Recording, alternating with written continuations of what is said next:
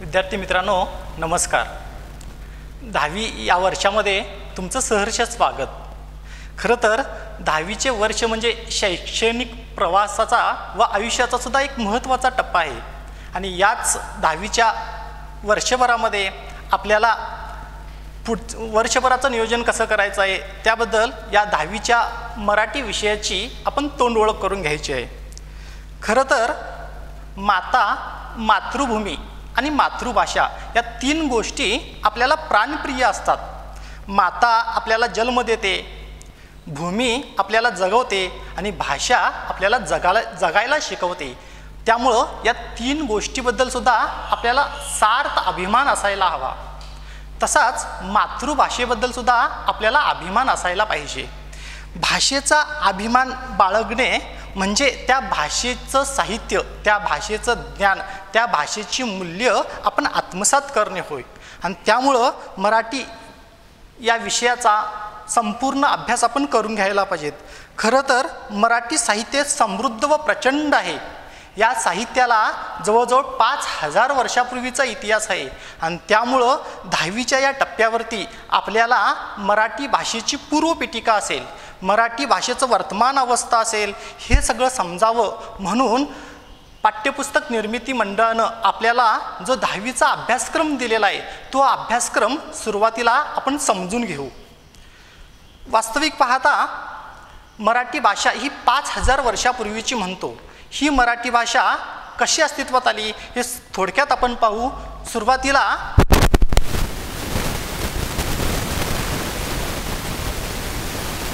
संस्कृत ही साधारण 5000 वर्षापूर्वीची भाषा आणि संस्कृत नंतर हळूहळू प्राकृत ही भाषा तयार झाली। संस्कृत नंतर प्राकृत ही भाषा तयार झाली। हळूहळू असा कालखंड होत गेला आणि त्यानंतर काही कालावधीनंतर अपभ्रंश ही भाषा तयार झाली। अपभ्रंश आणि त्यानंतर मराठी ही भाषा तयार झाली। त्यामुळं या मराठीचा टप्पा पाहत असताना संस्कृत साधारण 5000 वर्षापूर्वीची भाषा, त्यानंतर साधारण 2000 वर्षापूर्वी प्राकृत ही भाषा तयार झाली, त्यानंतर 1000 वर्षापूर्वी अपभ्रंश ही भाषा तयार झाली आणि ही मराठी साधारण 8व्या ते 9व्या शतकामध्ये तयार झाली। आता 8व्या ते 9व्या शतकामधील मराठी ही बालबोध स्वरूपाची होती, तेव्हा मराठी तयार होत होती आणि त्याच वेळेला मराठीतील पहिला शब्द आपल्याला सापडला तो म्हणजे 50 किंवा पृथ्वी हा शब्द। हा शब्द साधारण शके 602 साली अस्तित्वात आला। शब्दानंतर वाक्य आपण शोधलं आणि जेव्हा हे वाक्य आपण शोधलं तेव्हा मराठीतील पहिलं वाक्य आपल्याला सापडलं ते गोमटेश्वराच्या पुतळ्याखाली श्रवणबेळगोळ येतं असणारं ते मराठीतील पहिलं वाक्य श्री चावुंडराये करवियले। हे मराठीतील पहिलं वाक्य साधारण शके 905ला तयार झालेलं आहे। पहिलं आपण वाक्य पाहिलं, पहिला शब्द याच्या आधी पाहिला आणि असं होत होत शब्दानंतर वाक्य आणि वाक्यानंतर मराठी गद्य तयार झालं। ते साधारण 12व्या शतकामध्ये। 12व्या शतकामध्ये मराठीतील पहिला जो गद्य ग्रंथ आहे तो म्हणजे लीळाचरित्र तयार झाला आणि लीळाचरित्राचा जर इतिहास आपण पाहिला तर हा लीळाचरित्र महानुभाव संप्रदायांच्या कालखंडामध्ये तयार झालेला आहे। महानुभाव संप्रदाय साधारण 12व्या शतकातील हा एक पंथ।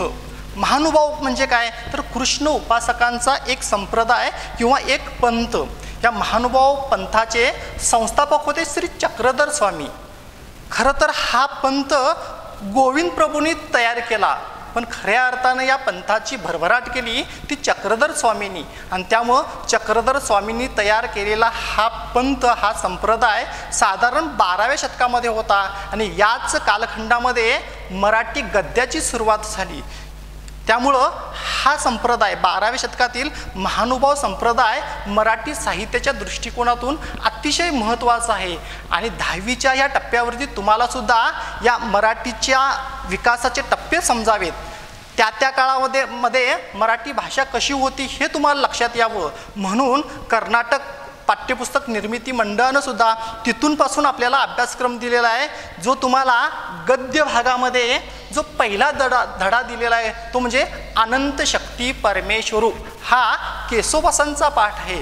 म्हणजे मराठी 12व्या शतकामध्ये कशी होती, मराठीतील वाक्य कशी होती, मराठीमध्ये त्या पंथामध्ये गुरु आणि शिष्य यांचं नातं कसं होतं हे तुम्हाला समजावं. तत्कालीन मराठी कशी होती, मराठीमध्ये कोणकोणते संस्कार केले जायचे, त्यावेळी शिक्षण पद्धती कशी होती, गुरु कशा पद्धतीनं संस्कार करत असायचा, शिष्य गुरुला किती मान द्यायचा हे तुम्हाला लक्षात यावं. त्यावेळची ती अवघड भाषा तुम्हाला समजावी, मराठी कशी कशी अस्तित्वात आली ही काळानुरूप तुम्हाला समजावं. म्हणूनच जो पहिला गद्यपाठ दिलेला आहे तो अनंत शक्ती परमेश्वरू असे मराठीमध्ये हा 12व्या शतकातील पहिला पाठ असेल. त्यानंतर 18व्या शतकातील पाठ असेल तो म्हणजे वसईचा वेडा हा पाठ असेल. ही सुद्धा बखर साहित्य आहे. म्हणजे काय केलेलं आहे, पाठ्यपुस्तक निर्मिती मंडळाने एक हेतू लक्षात ठेवलेला आहे. 12व्या शतकामध्ये मराठी भाषा कशी होती, 18व्या शतकामध्ये मराठी भाषा कशी होती, 19व्या शतकामध्ये मराठी भाषा कशी होती हे सांगण्यासाठी आपल्याला तिसरा पाठ दिलेला आहे, तो म्हणजे विद्यार्थ्यांनो जागृत व्हा हा डॉक्टर बाबासाहेब आंबेडकरांचा हा पाठ आहे. आणि त्यानंतर 20व्या शतकातील पाठ असेल म्हणजे नोकरचे मालक असेल. असे एकूण 1 ते 12 असे जवळजवळ 12 गद्यपाठ तुम्हाला दिलेले आहेत. जर पहिला पाठ आपण पाहिला अनंत शक्ती परमेश्वरू हा 12व्या शतकातील पाठ आणि शेवटचा जर पाठ पाहिला तर तो म्हणजे स्वरगंगा हा 12वा पाठ आहे आणि तो आत्ताच आहे. स्वरगंगा पाठ लिहिणाऱ्या ज्या लेखिका आहेत त्या म्हणजे डॉक्टर संध्या देशपांडे ह्या बेळगावच्याच आहेत. 12वं शतक ते 21वं शतक म्हणजे जवळजवळ 900 ते 1000 वर्षाच्या मराठी भाषेचा जो काही विकास झाला, साहित्य जे भरभराटीला आलं, हा एकूण 1000 वर्षाचा मराठीचा अभ्यास तुम्हाला दिलेला आहे. कालानुरूप जर पाहिलं तर त्या कालखंडातील प्रतिनिधित्व करणारे गद्य पद्य असे वेच्य आहेत. मग याच्यामध्ये गद्यामध्ये काय असेल, चरित्र आहे, आत्मचरित्र आहे, व्यक्तिचित्र आहे, बखर वाङ्मय आहे, प्रवास वर्णन आहे, विनोदी लेखन आहे आणि त्याचबरोबर ललित लेखन असेल, ग्रामीण कथा असेल. म्हणजे साहित्याचे सगळे टप्पे तुम्हाला दिलेले आहेत. ह्या सगळ्या टप्प्यामध्ये मराठी भाषा कशी कशी बहरली, ही भाषा प्रचंड कशी विस्तारलेली आहे हे तुम्हाला समजावं. आणि याबरोबरच एक विद्यार्थी म्हणून सुद्धा तुमची जडणघडण व्हावी. विद्यार्थी म्हणून पुढच्या आयुष्याला सामोरे जात असताना या भाषेकडून आपण काही संस्कार घ्यायचे आहेत, या भाषेकडून आपण थोडं ज्ञान घ्यायचं आहे आणि अनेक मूल्य आत्मसात करायचे आहेत. असाच काहीसा एक हेतू पाठ्यपुस्तक निर्मिती मंडळाने ठेवलेला आहे आणि हे गद्यमधील 12 धडे तुम्हाला दिलेले आहेत. आणि त्यामुळं खरं तर विद्यार्थी म्हणून आपण घडतोच, पण माणूस म्हणून घडण्यासाठी 10वीचे हे 12 धडे म्हणजे महानुभाव संप्रदाय ते स्वरगंगा असा 1000 वर्षाचा अभ्यास तुम्हाला दिलेला आहे. आणि हे जे 12 धडे आहेत ते यातून जवळजवळ 34 मार्क आहेत तुम्हाला 10वीसाठी. 12 धड्यातून 34 मार्क असे गद्य प्रकार झाला. त्यानंतर आपण जेव्हा पाहतो तो म्हणजे पद्य भाग. आणि या पद्य भागाचा जेव्हा आपण अभ्यास करतो इथं पण तसंच आहे. पद्य भागामध्ये सुद्धा जी पहिली कविता आहे ती म्हणजे पहिले तोगे काऊ कोकताये ही ज्ञानेश्वरांची कविता. खरं तरी विरहिणी आहे. ज्ञानेश्वरांचा कालखंड आहे 1275. म्हणजे गद्य 12व्या शतकापासून आहे, तसं पद्यसुद्धा 12व्या शतकापासूनच आहे. ज्ञानेश्वरांची पहिली कविता पहिले तोगे काऊ कोकताये म्हणजे संत साहित्याचा अभ्यास तुम्हाला दिलेला आहे. आणि ज्ञानेश्वराला आपण खूप मान देतो. ज्ञानेश्वरांचं प्रचंड साहित्य, त्यांचे अभंग असेल, त्यांचे विराणे असेल किंवा त्यांच्या ओवी असेल हे तुम्हाला समजावेत. संत साहित्याची तुम्हाला ओळख व्हावी यासाठी ही पहिली कविता असेल. त्यानंतर आपण पाहतो संत झाल्यानंतर पंत साहित्य म्हणजे पंडिती साहित्य असेल. त्याच्यामध्ये रुक्मिणीचे श्रीकृष्णास पत्र ही नरेंद्र पंडितांची कविता असेल. आणि त्यानंतर भला जन्म हा ही लावणी असेल. म्हणजे तंत साहित्य, संत पंत तंत असं साहित्य. म्हणजे मराठी पद्यातील हे साहित्य प्रकार तुमच्या लक्षात यावेत. त्यानंतर जर आपण अनेक कविता पाहिल्या त्याच्यामध्ये विभूती गौरव पण कविता आहेत, त्याच्यामध्ये विडंबन कविता आहेत, त्याच्यामध्ये निसर्ग कविता आहेत, दलित कविता आहेत, स्त्री समस्या प्रधान कविता आहेत आणि नवकाव्यसुद्धा आहे. म्हणजे पहिली कविता जर आपण पाहिली ती म्हणजे पैल तोगे काऊ कोकता आहे. आणि त्यानंतर शेवटची जर आपण कविता पाहिली तर पाठ आणि पोट यांचा झाला टाळ. असे एकूण अशा 12 कविता तुम्हाला 10वीमध्ये दिलेल्या आहेत. आणि या 12 कवितेतून सुद्धा तुमच्यामध्ये स्त्री पुरुष समानता हा गुण यावा, पर्यावरण समृद्ध व्हावं, सामाजिक समस्या लक्षात याव्यात, वृक्ष संवर्धन व्हावं आणि खरं म्हणजे विद्यार्थ्यांच्या जाणीवा समृद्ध व्हाव्यात, हाच हेतू पाठ्यपुस्तक निर्मिती मंडळानं ठेवलेला असणार. त्याचबरोबर जेव्हा आपण पाहतो या 12 कवितेमधून जर एकूण 10वीचे गुण पाहिले तर ते म्हणजे 33 गुण या 12 कवितेमधून दिलेले आहेत. असे गद्याचे 34 गुण, पद्याचे 33 गुण आहेत. याचबरोबर गद्य पद्य झाल्यानंतर आपण जर पुढचा भाग पाहिला तर तो म्हणजे व्याकरणचा. खरं तर व्याकरण म्हणजे भाषेचा पायाच. व्याकरण हे असायलाच पाहिजेत. खरं तर या व्याकरणाची सुरुवात 2री 3री पासूनच होते. माध्यमिक विभागामध्ये आपण जर पाहिलं तर 8वी 9वी 10वी या 3 वर्षाचं सुद्धा व्याकरण 10वीला आहे. आणि त्यामुळं जर व्याकरणचा आपण अभ्यास केला तर 8वी पासूनचं जे सर्व व्याकरण आहे ते व्याकरण 10वीला दिलेलं आहे. आणि याच्यामध्ये व्याकरणचे जे गुण आहेत ते जवळजवळ 16 गुणासाठी व्याकरणचा भाग दिलेला आहे. मग याच्यामध्ये वाक्यप्रचार असतील, याच्यामध्येच अलंकार असेल, याच्यामध्येच वृत्त असेल, हे 2-2 मार्कासाठी आहेत. तर बाकीचे संधी, विभक्ती, प्रत्यय, शब्दांच्या जाती, समानार्थी, विरुद्धार्थी असे एकूण बाकीचे गुण आहेत. आणि हे जर एकूण पाहिलं तर 16 मार्काचं व्याकरण आहे. एकंदरीत 8वी ते 10वीपर्यंतचं जे एकूण सगळं व्याकरण आहे ते या 10वीच्या टप्प्यावरती तुम्हाला दिलेलं आहे. जर पुढचा भाग पाहिला आपण तर तो म्हणजे रचना. आता या रचनेमध्ये काय काय येतं तर पत्रलेखन, निबंधलेखन आणि कल्पना विस्तार हा भाग आहे. पत्रलेखन आहे 5 मार्कासाठी, निबंधलेखन आहे 5 मार्कासाठी आणि कल्पना विस्तार आहे 3 मार्कासाठी. असं जवळजवळ 13 मार्काच्या या रचना या हा भाग आहे. 13 मार्काच्या रचना आहेत. याच्यामध्ये जर पुढचा आपण भाग पाहिला तर तो म्हणजे उतारा लेखन.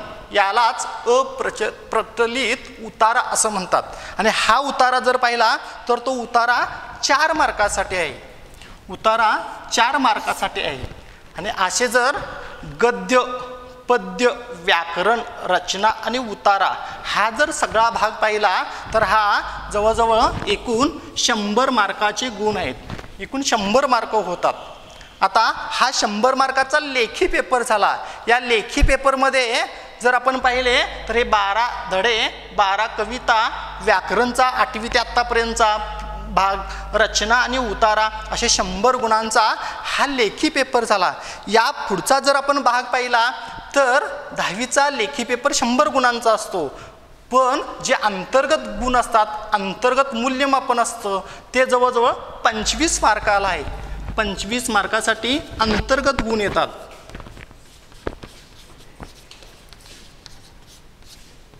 आणि या अंतर्गत गुणामध्ये काय असतं तर जवळजवळ 4 साधना परीक्षा असतात.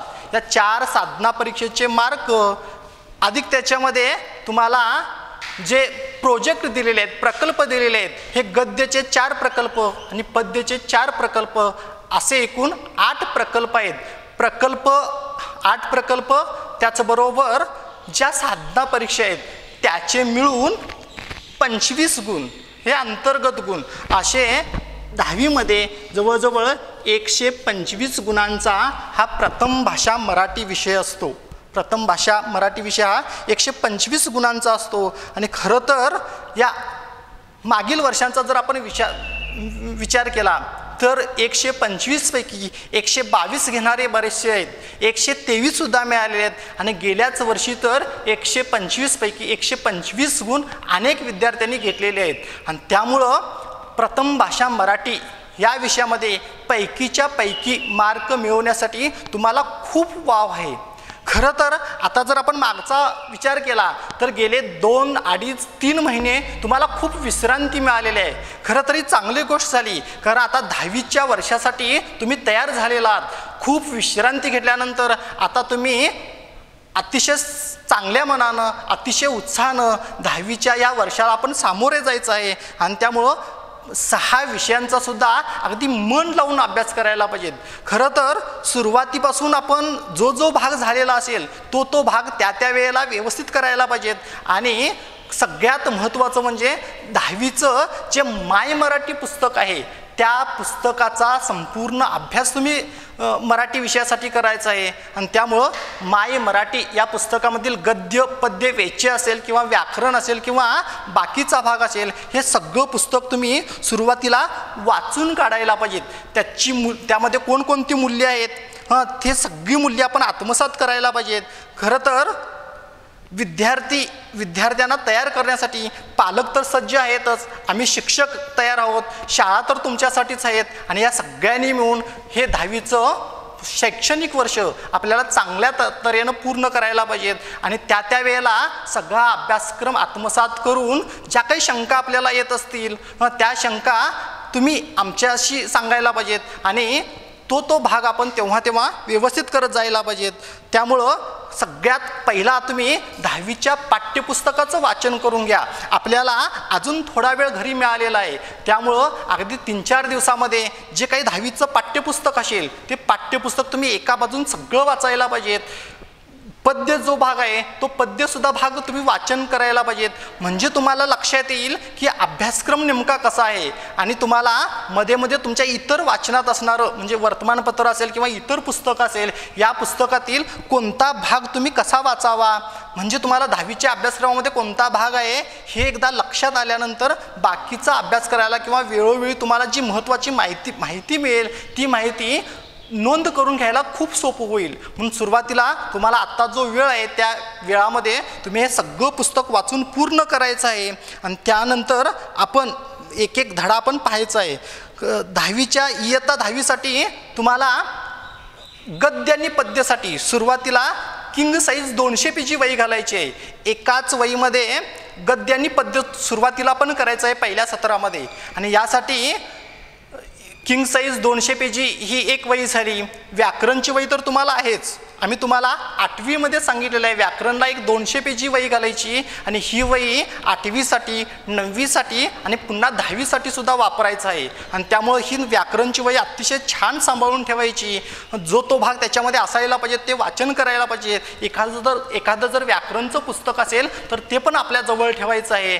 आणि एखाद्या वेळेला व्याकरणची वही पूर्ण भरून झाली असेल तरच तुम्ही नवीन वही घालायचे किंवा मागचीच वही तुम्ही पुढं चालू करायचे. व्याकरणची वही तर तुमच्याकडे आहेच, पण ही गद्य पद्यासाठी 200 पानी एक वही घालत असताना आता घातल्यानंतर तुम्ही सुरुवातीला पहिल्या पानावरती तुमचं नाव झाल्यानंतर त्याच्यामध्ये तुम्ही अनुक्रमणिका मांडून घ्या. आत्ताच मांडून घ्या अनुक्रमणिका. आणि अनुक्रमणिका मांडून घेत असताना सुद्धा 2 पानावरती अखंड मोठी अशी अनुक्रमणिका करा.